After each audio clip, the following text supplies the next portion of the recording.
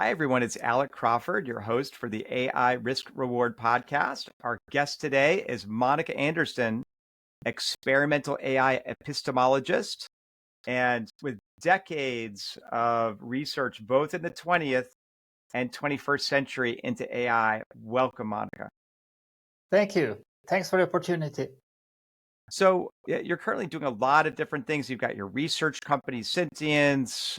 You've got Bubble City, all kinds of cool stuff. You've been a leading figure in AI research for decades.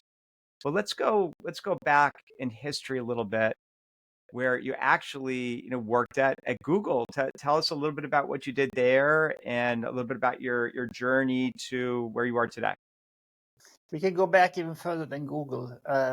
Back in college, in the 1980s, I ended up teaching a lab class on state-of-the-art language models, such as they were at the time. And that kind of set my career on track.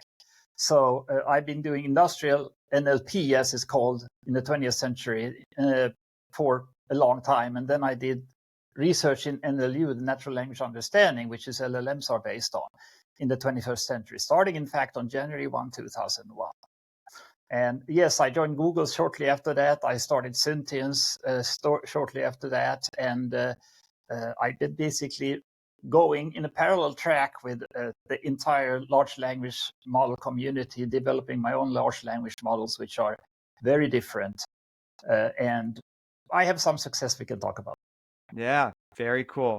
So let's talk a little bit about the history of AI. Very few people have seen a couple decades of AI in the 20th century, and then also a couple decades of AI in the 21st century. What's the difference?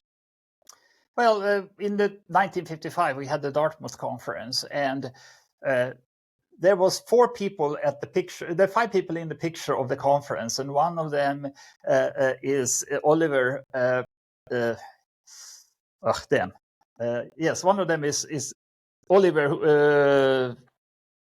I can't remember his name. That's ridiculous. Anyways, there's 5 pictures on the Dartmouth conference page, and one of them wanted to go with understanding, and the others say, well, our computers can't handle it, let's go with behavior. And that set the stage for the next 50 years of AI development. And that was the right thing to do because the machines were too small. But then around 2000, actually in the late 1980s, Jeff Hinton started thinking about neural networks-based stuff. And Connectionism Bible is a book. It was the distributed. It's called Distributed Programming Volume 1. And no, that's not correct either. So they wrote basically a book about connectionist systems, and Hinton was part of that. He continued his research, and 2006 he made his first breakthrough, which was basically understanding handwritten digits. And then in 2009 or so, they discovered GPUs, and in 2012, AI, basically, the new kind of AI, the neural network, swept basically 5 disciplines. And now it gets interesting, because around 2013, they come up with this word-to-vec thing, which is king minus man plus woman equals queen. You can do this arithmetic in an analog space with multi-dimensions.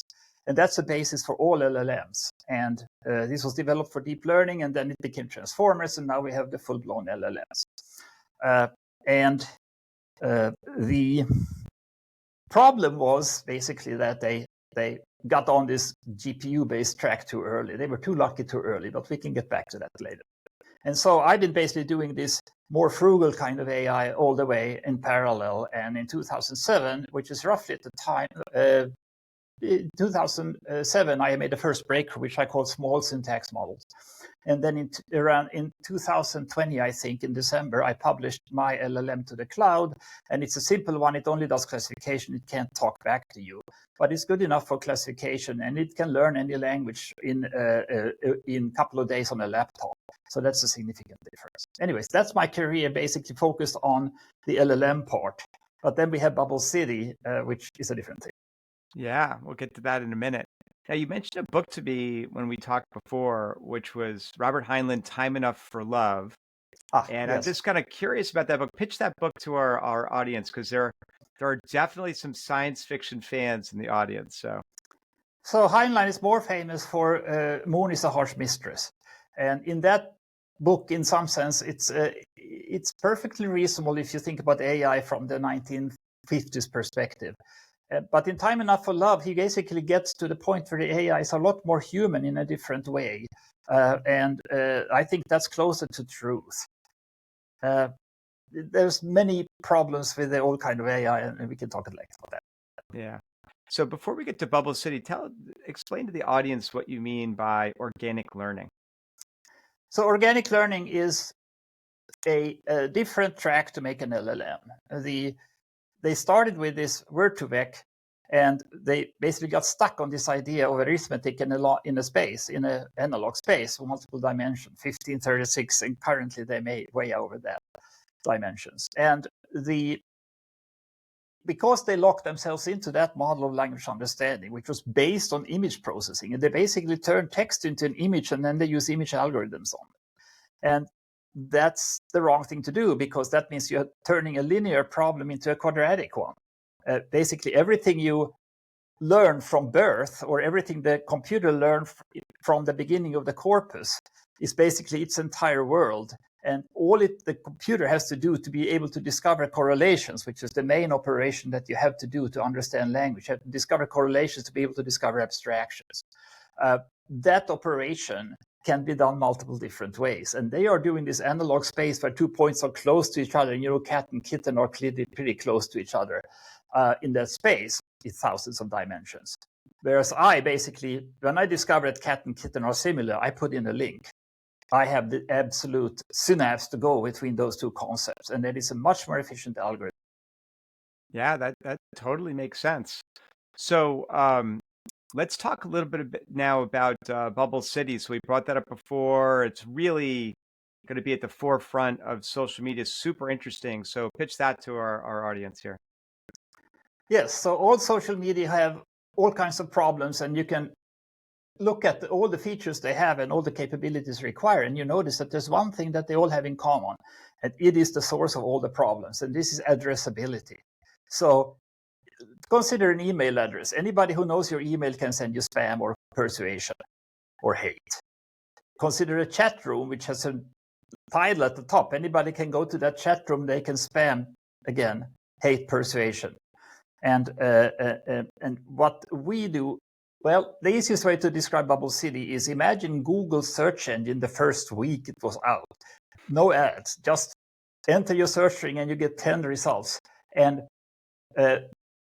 Bubble City is basically roughly a search engine at the first stage. It's more features later, but you can start it as a search engine. You type any topic you want, like, I don't know, say exotic battery technology.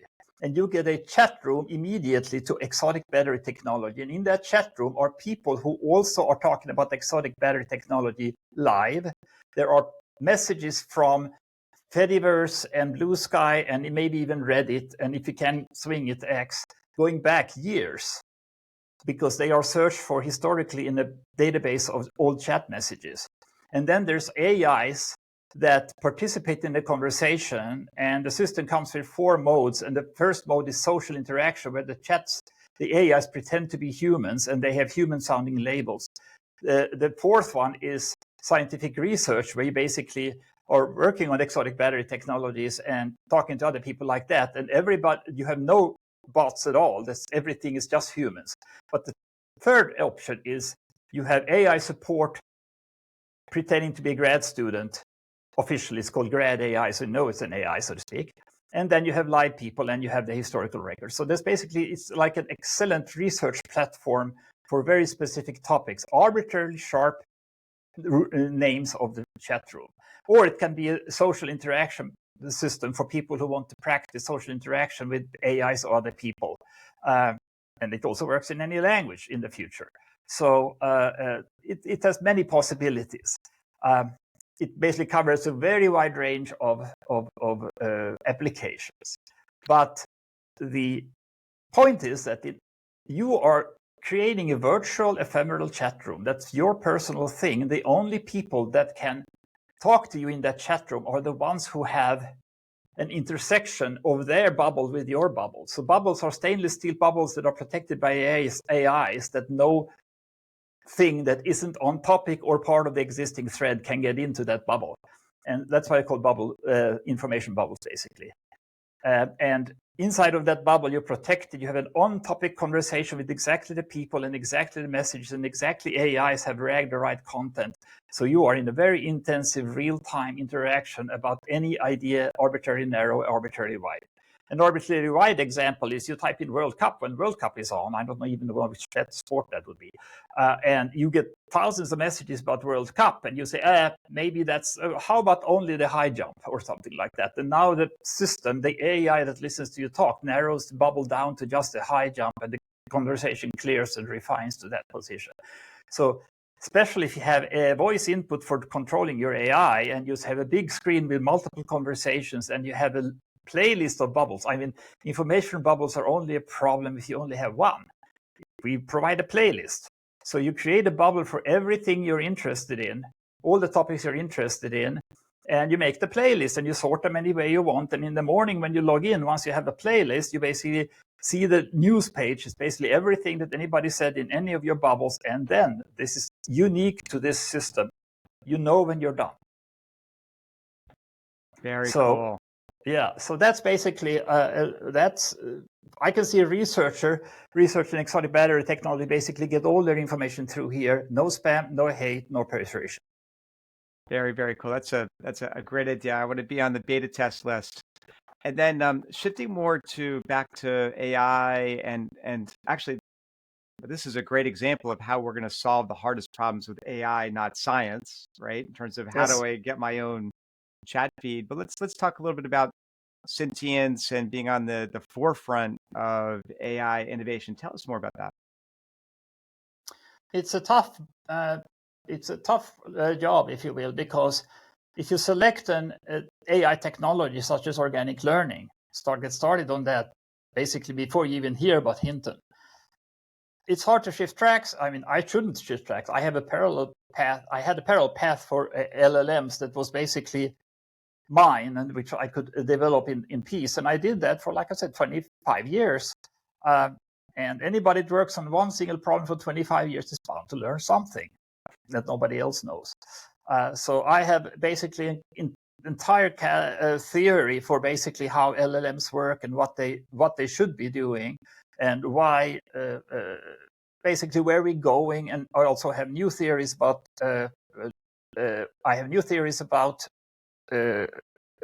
abstraction, and I have new theories about language generation. I have to mention that I basically had two breakthroughs in the system before, and one was the 2017 small syntax models. And then in about 2020, I wrote my first language generations, and unfortunately, they are only at the level of autocomplete, but that's a start. However, the problem with that algorithm was solved for me. I didn't come up with the solution myself. So the third breakthrough was basically a gift from the LLM community to me. And I have not implemented it yet. I only discovered it in like December. So I have a lot of work to do if I want to do this. And I can't start it now because Bubble City is more important at the moment. So I'm going to finish Bubble City and then I'm going to back to my LLM research. And I expect to have language generation after maybe 2 or 3 months of work on that.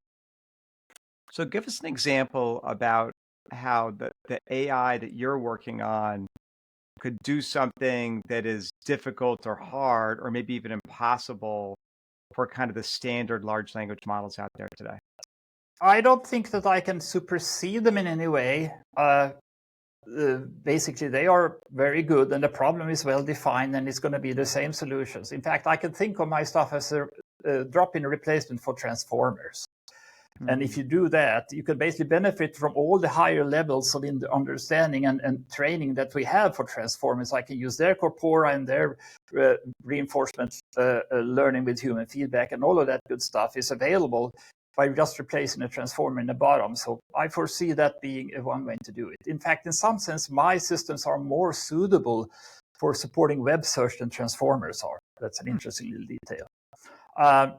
But yeah, the algorithms are radically different. If you go to my biography page, which is on my Substack, Zeroth Principles to Substack.com, my biography page has a long list of all the differences between traditional LLMs and my systems. And We have things like they use linear algebra and GPUs, and I use set theory and evolution. Those are pretty radical differences. Yeah, absolutely.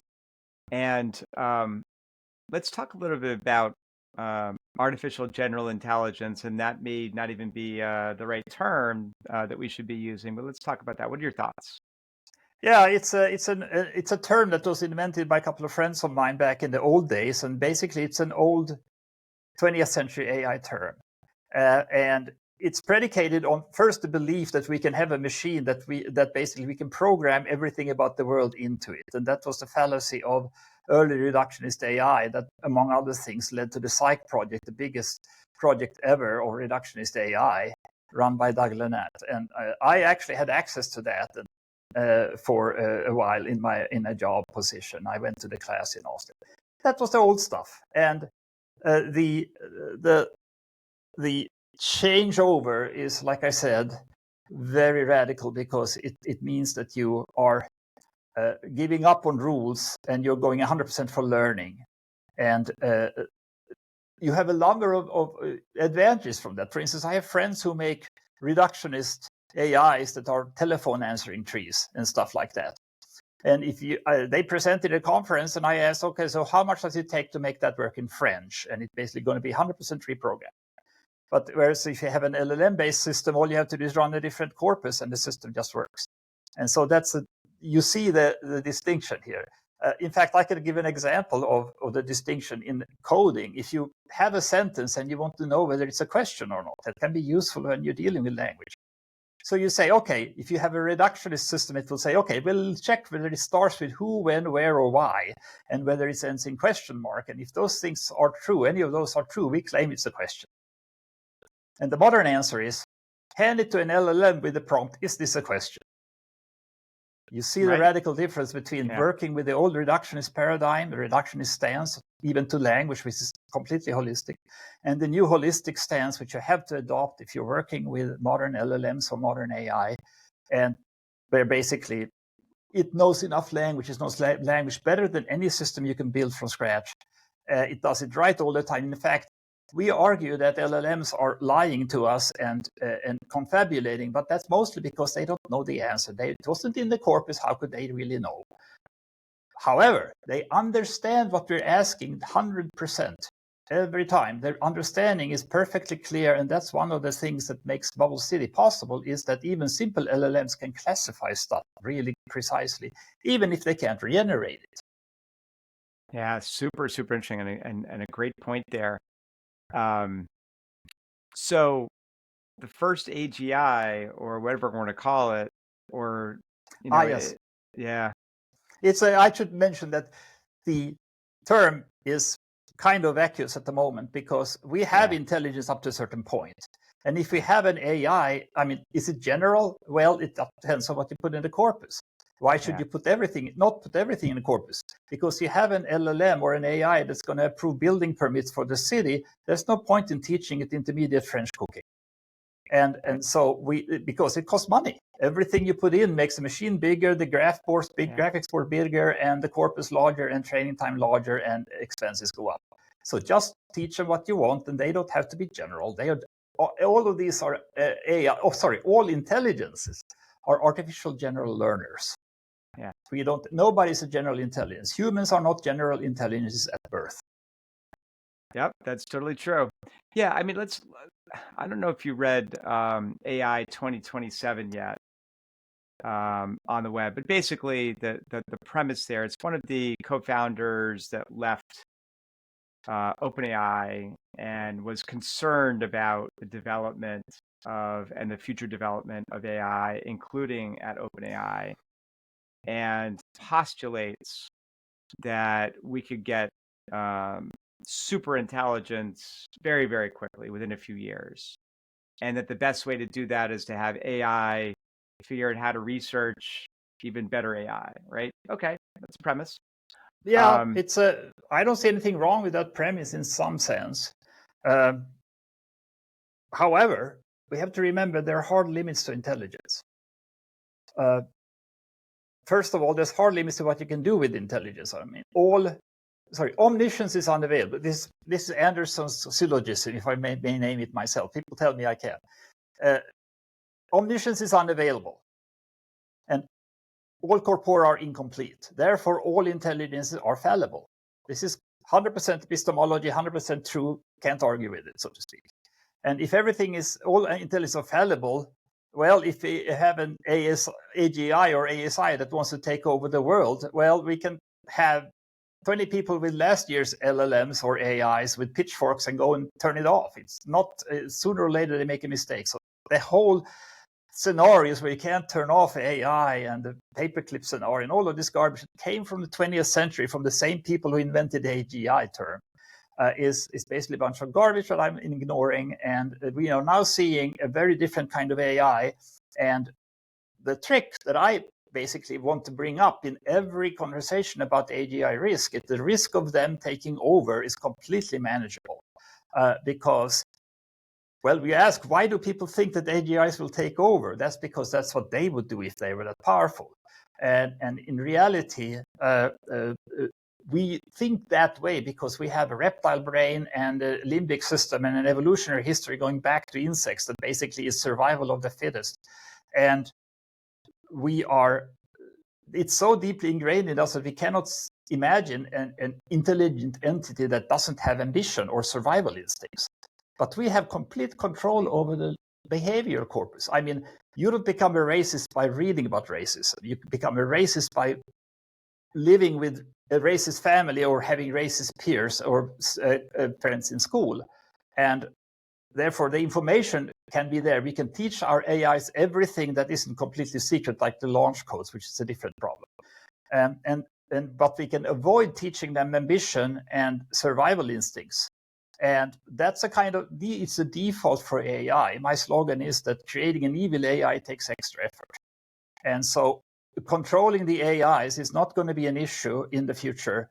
And we can have them behave any way we want with just the right behavior training, which is currently just RLHF and other things like that. But we can get much better at that, and we can batch all of that, and we can have AIs checking AIs and all kinds of cool stuff. There's many other things that are going on that improve our AIs going forward. But I can say that in my point of view, AI is taking over because they get greedy and power hungry is a zero risk. Yeah. I mean, I think, one of the things that people think about is this supposed race between China and the US to get very powerful AI or AI that could be used for military purposes. What do you think about that? It's probably a real issue. It's hard to predict what the military will do with whatever capabilities they have, but in some sense, LLMs are racing ahead faster than the military can keep up, I hope. And the same is true for the evil entities out there, no matter what they are. It's true that any nation state can gain significant advantages if they have superior AIs, and it basically comes down to machine size at this point, or better algorithms. If you had my algorithms, you could learn a lot more English because I'm not limited by GPU size, for instance, in my algorithms. So there are various, it's clear that there's going to be differences in capabilities from different LLMs, different countries, different nation states, different individuals. And it's very hard to predict what's going to happen even in the medium term. But like I said, I hope that the good guys have a head start because most of the people working on the theory are the good guys, so to speak. Yeah, it makes sense. And, maybe, a little more technical information about what you've been working on.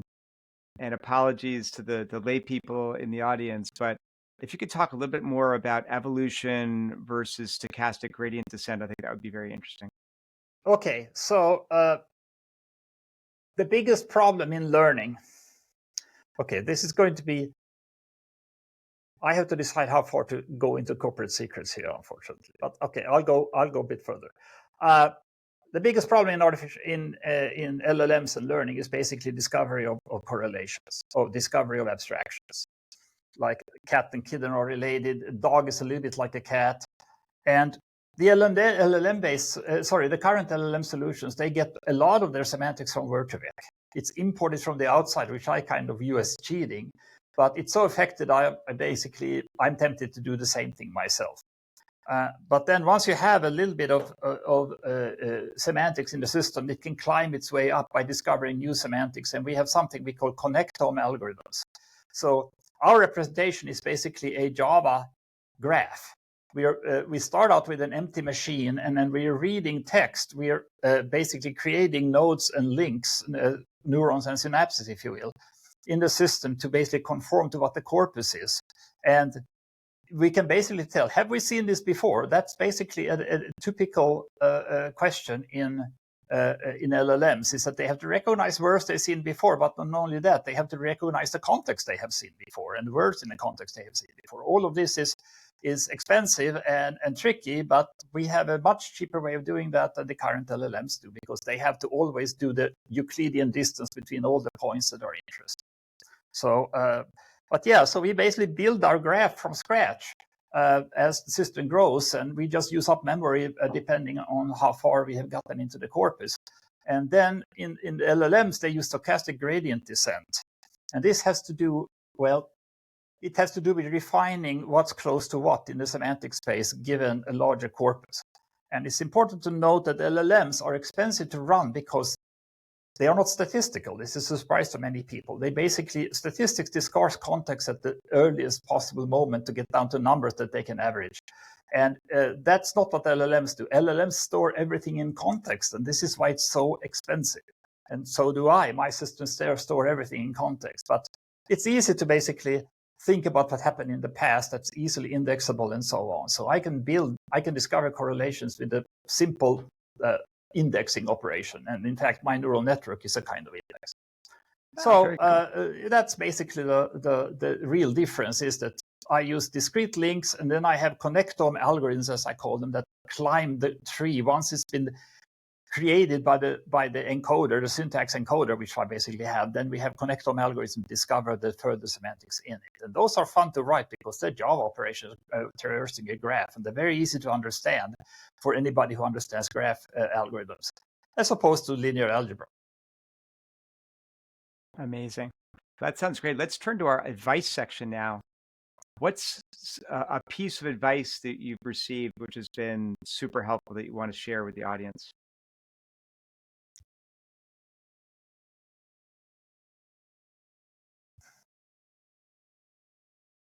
Well, nothing has been super helpful to me, really. What can I say? I thought about it hard. Yeah, I can't. Sorry, I can't think of anything. No, that's fine. That I'm at the forefront of things, so I can give advice, but they would basically be based on my own experiences. They would not be based on mentorship. All right. Well, we'll turn it around and say, look, there are a lot of CEOs and presidents of company out there. They're just figuring out how to adopt AI, what to use it for, how to get started, what to use it for, and frankly, what not to use it for. And what's your advice to a CEO around around AI, adopting AI? Hire a corporate epistemologist. There you go. That's very specific. Any sizable superscaler has to have epistemologists on staff, because these issues can only be explained and exploited at the epistemology level, and they have to understand what's going on. Yeah. So it may be that some hyperscalers are doing it wrong, and why is that? Well, they're basically spending billions on creating these data centers for doing processing using NVIDIA GPUs. And if it turns out that stuff like mine, I mean, it doesn't have to be mine. There's other efforts are on the way to do similar things, to find cheaper algorithms that are not based on GPUs for language understanding. Somebody's going to make a breakthrough in this. Might be me. I'm probably at the forefront, but there might be somebody else. And that's going to affect the whole landscape, because all of a sudden they find, oh, we have all these GPUs. All we can do with them is art and English understanding, because that's what's left after language takes a sidestep and can be run on regular computers. I mean, my algorithm is optimized for, or rather, my algorithm just happens to be optimal for von Neumann machines. So right. GPUs are actually not helping at all, and nothing in my algorithm can be parallelized. There's a couple of pieces that could be done with FPGAs and stuff, but most of the stuff I have, it cannot be optimized beyond just having a von Neumann machine. We run it on a Raspberry Pi. You can run it. We're running it in the cloud. Wow, very cool. So, how about advice for a student considering getting into artificial intelligence? But obviously, technology is changing, very quickly. What should they study or focus on? Where should they go work for their first job? That's an excellent question. And it is interesting to note that you can get an education in AI by going to college and you get data science and linear algebra and all kinds of stuff like that.